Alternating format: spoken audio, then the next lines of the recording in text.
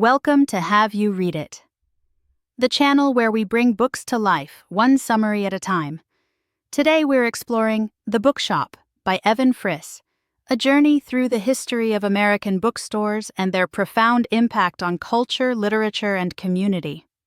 It's more than just a story about selling books. It's about the evolution of public spaces, the fight for free expression, and the enduring power of the written word. To begin, Friss introduces us to 3 Lives and Company, a cozy bookstore in New York City's West Village. This shop embodies many of the themes explored throughout the book, highlighting the unique relationships between booksellers and customers, and the bookstore as a community hub. This serves as a modern lens through which Friss examines the historical significance of bookshops. The book reminds us that new books traditionally come out on Tuesdays, and at 3 Lives, the arrival of these new titles is a celebrated event. This is an industry standard and a good insight to begin with.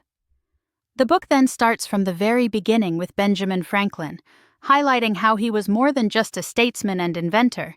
He was also a printer and bookseller. Franklin's print shop in Philadelphia wasn't just a place to buy books. It was a center for the dissemination of information and ideas, playing a crucial role in shaping colonial America's intellectual landscape. Franklin's early life and career choices significantly influenced his role in the book trade. Franklin's early love for reading spurred him to apprentice with his brother James, a printer in Boston. There, Franklin gained experience in printing and publishing a newspaper, the New England Courant. His experience as a printer, publisher, bookseller, postmaster, and editor was formative, shaping his understanding of how books influence society. Books weren't that readily available, however. The book explores the scarcity of books in colonial households, with only a small percentage owning any books besides the Bible. Despite the limited market, booksellers like Hezekiah Usher emerged in Boston, selling books alongside other goods. Pop-up bookstores also appeared, such as John Dunton's temporary warehouse, showing that there was a demand for books, but that access was limited. Franklin's move to Philadelphia marked a turning point, with his determination to establish a proper bookshop in the city. By the 1730s, he actively engaged in bookselling, offering Bibles, prayer books, school texts, dictionaries, and his famous almanac, Poor Richard's Almanac, which provided instruction to the common people. Franklin also established a network of booksellers, setting up printeries and bookshops in various locations, including Charleston and New York. The Postal Service played a key role in the distribution of books, allowing them to reach a wider audience. This in turn spurred social and political change.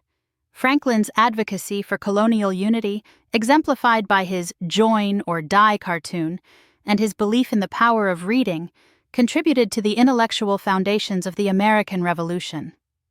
Benjamin Franklin's life demonstrates the intertwined roles of printing, bookselling, and intellectual life in shaping colonial America, with these factors directly influencing the rise of revolutionary ideologies. Transitioning from the colonial era, the book explores the sensory experience of entering a bookstore in Franklin's time, contrasting it with modern bookstores.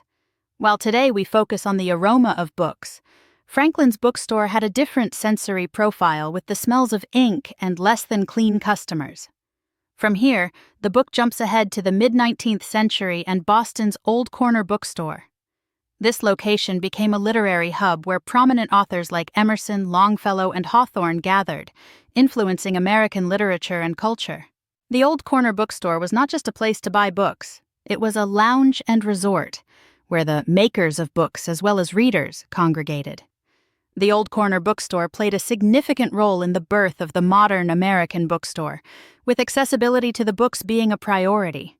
Previously, browsing wasn't always an option, but here customers could leisurely poke around. James T. Fields, a key figure at the Old Corner, had a keen sense of consumer behavior, accurately predicting which customers would buy which books. He also emphasized quality book design and binding, recognizing that the physical appearance of books influenced sales. It was a mix of good books and good marketing that helped push the Old Corner forward. Fields had a sophisticated taste as the shop's buyer, although sometimes his decisions were misguided and ultimately passed on now classic works. Fields also blurred the lines of publisher and bookseller. It became a community in which people, conversation, and books could all meet and happen. The Old Corner's success wasn't without its challenges. Sectionalism, or regional loyalty, affected the book business, with some booksellers censoring or avoiding titles that might offend customers. The Civil War brought further difficulties, disrupting trade and impacting the book market.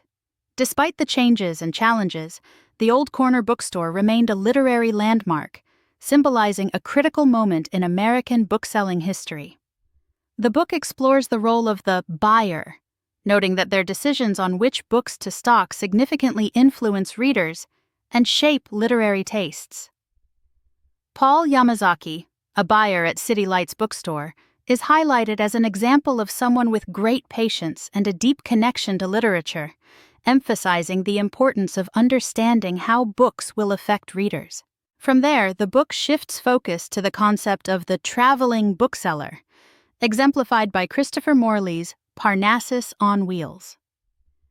Parnassus on Wheels spurred a wave of mobile bookshops, bringing literature to underserved areas and vacationers, though these ventures often faced challenges such as logistics, competition, and profitability. Frank Shea's Parnassus on Wheels is highlighted. Like many, he saw the profession as an easy pivot from bookseller to mobile bookseller. While his ambition was noted, gas and accessibility issues quickly curbed his enthusiasm. While many mobile booksellers were men, many were also women. The peripatetic bookstore was also a place in which to sell not just books, but other types of messages, including those related to women's rights. After exploring mobile bookshops, the book discusses Madge Jennison and Mary Mowbray Clark's Sunwise Turn, emphasizing women in the book trade. These two women were at the forefront of art and women's rights. The Sunwise Turn, however, wasn't profitable and closed after a number of years. A big shift was the advent of the department store and its influence on bookselling. Marshall Field and Company, a Chicago-based department store, created a book department, recognizing its potential to attract a good class of shoppers. The store's president, James Simpson, tasked Marcella Burns Honor with overseeing the build-out of the new book section because of her previous experience.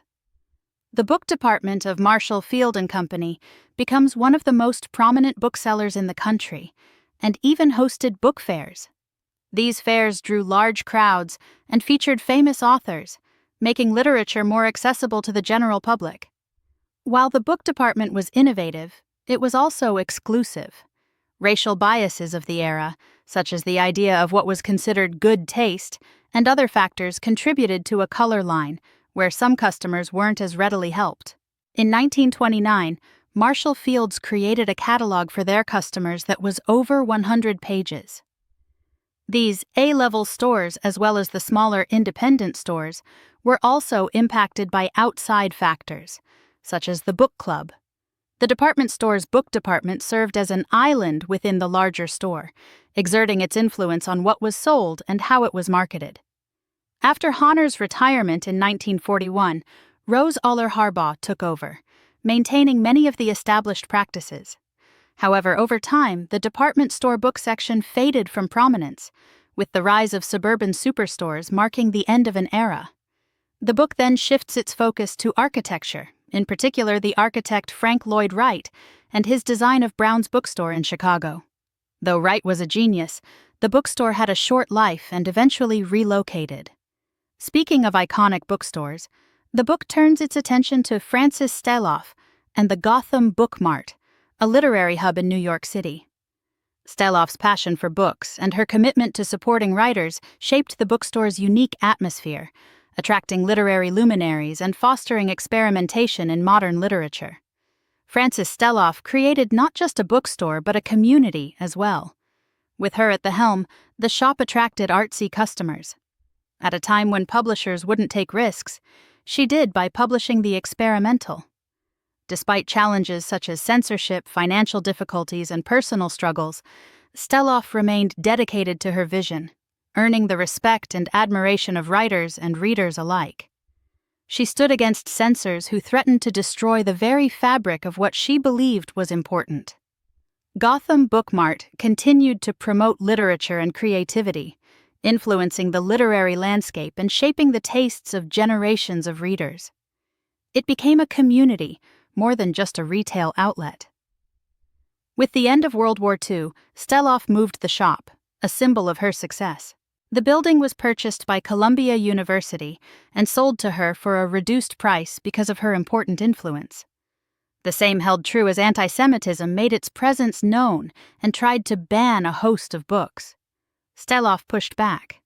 People were always more important to her. The Gotham Book Mart continued to influence the world of bookselling long after Steloff had left. What started small became an enduring part of the literary fabric. The book continues by exploring the role of cats in bookstores, highlighting the appeal and comfort they bring to these spaces. One Ton, a cat at Chop Suey Books, now Shelf Life Books, is featured as an example of a beloved bookstore pet who attracted customers and became a local celebrity. Then the book travels down Book Row in New York City with a focus on the Strand bookstore. This street became known for its secondhand stores. The Strand, still a major player today, was founded by Benjamin Bass. Bass was followed by Peter the Great Stammer, who was known for his crowded shop and simmering oranges. Though it was a difficult and low-paying job, it was still a career to strive for, and those who worked on the row prided themselves in not just selling books, but finding the right book for the right customer. World War II was a dark time for the bookstores along Book Row, though many remained open. This part of bookselling is about finding ways to hold on. The book then notes a shift in focus to the architecturally pleasing, as that can also be a determining factor for drawing customers. One might assume that ground floor stores are preferable, but some stores found success even on a 7th floor. Though Benjamin Bass founded the Strand, it was his son, Fred, who shifted its priorities from Book Row to one of its own, eventually leading the company. But with that success came new external pressures like television and affordable housing. By the end of the 20th century, Book Row was mostly gone. Although the shop continued its success, things weren't easy. Just as much as there was a fear of selling banned books, there was a fear of selling stolen ones. The store was a reflection of its time and of those dark undercurrents. As time progressed, the Strand continued to sell books with its trademark charms. People called it the new 42nd Street. But after Bass's death, some claimed the store had lost part of its charm and become a museum. One had called it the bookstore of my dreams. The book then changes course to explore the life of a child bookseller in the section, The Kids. The long-term impact and challenges involved in taking the reins can be daunting. To those who take it on, there may be great success. To many others, it seems the younger generations are happy to pass on taking part in the family trade. The Aryan Bookstore takes the book in a turn. A dark but no less important look at the history of American bookselling through this Los Angeles shop that served as a propaganda outlet for Nazi and anti-Semitic materials. This shows that, for better or worse, the role of books and bookstores had been realized by the masses. Bookstores became a means to influence the minds of the masses. The Aryan Bookstore also serves as a cautionary tale as well, about what can happen when money, not mission, is the sole driver of content. Like other shops, its location wasn't an accident and required great intent and planning. But because the shop's mission was evil, its success was stymied in many ways, including by brick throwing. With more space, Diebel increased the offerings at the shop. Among the most popular items were supposed transcriptions from Franklin that said Jews were to be expelled from the country. At the same time, some government officials focused their attention on communist bookshops, and in doing so, painted all threats with a broad brush, conflating both Nazi and communist ideals. It made more sense to fear both because each promoted some set of ideals that would ruin the American character. From here, the book moves forward to The Grandmother and talks about her long reach in inspiring the love of books to her son, who opened his own bookstore in 1990 in Madison, Connecticut. It didn't take long to confirm what she already believed: books can change lives. The author focuses now on the impact of a single book as a catalyst for positive change in the Oscar Wilde section. This portion explores the struggles faced by the LGBTQ+ community in the 20th century. It highlights the Oscar Wilde Memorial Bookshop, which provided information and resources. That shop promoted works that would not have found easy access in those days. Oscar Wilde was more than a bookstore, it was a means for connection. The most important lesson I have learned is that there is a common bond that links us all. It had a very particular point of view, and its champion was Craig Rodwell. Before his death, Rodwell sold his beloved bookshop, which stayed a relevant community space for decades. Turning from the community to the singular, the convener recognizes that while individual achievement can be notable, to gather many voices together can be truly special. Drum and Spear was one example of that. And with the topic of Black Lives Matter, the shop was as committed as many others had been before and after it. The section closes noting that in a society that still had not realized its promises, what was wanted was not an integration, but an end to white supremacy. We were really in the business of education. The next stop is Wardensville, West Virginia. Why? Here in The Guy Who Never Buys Anything, we learn that while the love of books is an important part of making sales and finding success, so is community support. Wordplay was also not alone in trying to make it. As the years ticked by, Amazon changed the way it interacted with brick-and-mortar stores. Amazon Books was one such example. That led one person to ask the loaded question, was Amazon trying to put indie bookstores out of business? There were some bookkeepers who weren't sure. With the death of local bookstores, so went the local connection. You wander into them, and neither owner nor salesman pays attention to you, the owners would say, but also local bookstores are more than that. Over time, Amazon saw that their path might have unintended effects. As one former Amazon executive later admitted, "It's up to us to place something in their hands that might be decisive, that might inspire them to great and noble thoughts. A few pennies that we might gain might mean the perdition of lives and souls."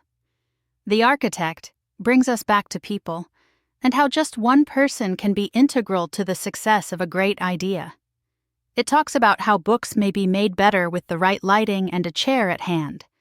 Now comes the kids. As it turned out, kids also make great booksellers.